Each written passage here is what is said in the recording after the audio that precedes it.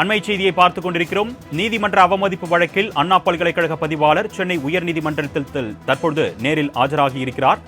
அண்ணா பல்கலைக்கழக ஓய்வு பெற்ற பேராசிரியருக்கு ஓய்வூதிய பலன் வழங்காத நிலையில் நீதிமன்ற அவமதிப்பு வழக்கு தொடரப்பட்டிருந்த நிலையில் தற்பொழுது பல்கலைக்கழக பதிவாளர் சென்னை உயர்நீதிமன்றத்தில் விசாரணைக்காக நேரில் ஆஜராகியிருக்கிறார்.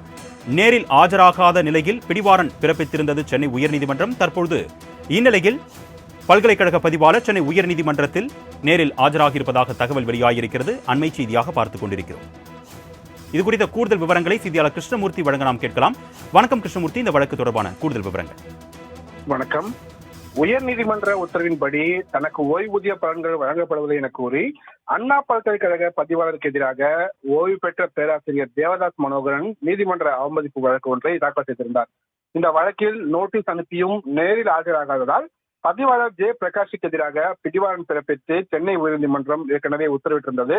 அதன்படி இந்த வழக்கு நீதிபதிகள் கிருஷ்ணகுமார் மற்றும் நீதிபதி குமரேஷ் பாபு அமர்வில் மீண்டும் விசாரணைக்கு வந்தபோது அண்ணா பல்கலைக்கழக பதிவாளர் பிரகாஷ் நேரில் ஆஜராகியிருந்தார்.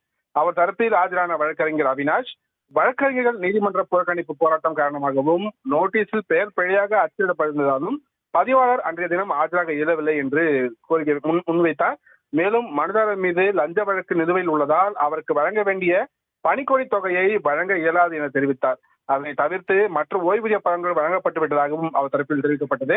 இதனை அடுத்து பணிக்கொடை தவிர்த்து இதர ஓய்வூதிய பலன்களை வழங்க உத்தரவிட்ட நீதிபதிகள் வழக்கின் விசாரணையை ஜூலை 22ஆம் தேதி தள்ளி வைத்து உத்தரவிடுகிறார்கள்.